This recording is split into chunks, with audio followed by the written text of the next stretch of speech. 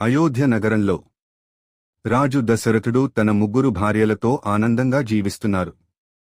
భగవంతుడి ఆశీర్వాదంతో రాముడు జన్మించాడు.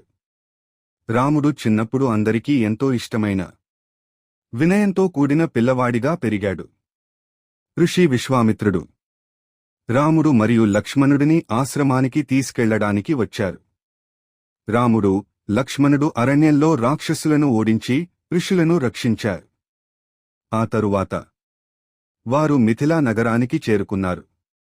అక్కడ రాముడు సీతాదేవిని తొలిసారి చూశాడు. సీతాదేవి తన స్నేహితులతో తోటలో కలువ పూలను తెంచుకుంటూ సంతోషంగా గడుపుతోంది. రాజు జనకుడు సీతా స్వయంవరాన్ని ప్రకటించారు. స్వయంవరానికి వచ్చిన రాజులు శివధనస్సును ఎత్తేందుకు ప్రయత్నించారు. కాని రాముడు శివధనస్సును సులభంగా ఎత్తి బాణం ఎక్కించగానే ధనస్సు విరిగిపోయింది. సీతాదేవి రాముడి విజయాన్ని చూసి ఆనందంతో కళ్ళు మెరుస్తోంది.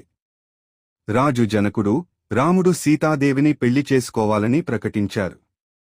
మిథిలా నగరమంతా సీతారాముల వివాహం కోసం అందంగా అలంకరించబడింది. రాజు జనకుడు దశరథ మహారాజును వివాహానికి ఆహ్వానించారు. దశరథ మహారాజు తన కుటుంబంతో మిథిలాకు చేరుకుని జనక మహారాజుతో కలుసుకున్నారు. వివాహ మండపం బంగారు రంగులతో, పుష్పాలతో అందంగా అలంకరించబడింది. రాముడు, సీతాదేవి వివాహం గొప్ప ఉత్సాహంగా ప్రారంభమైంది. రాజు జనకుడు సీతను రామునికి కన్యాదానం చేశారు.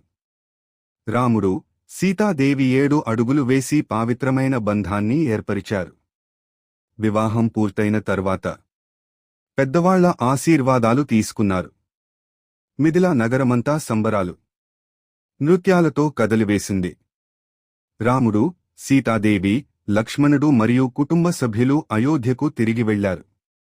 అయోధ్య నగర ప్రజలు రామసీతలను సంతోషంగా ఆహ్వానించారు. అయోధ్యలో రాజు దశరథుడు మహావిందు ఏర్పాటు చేశారు.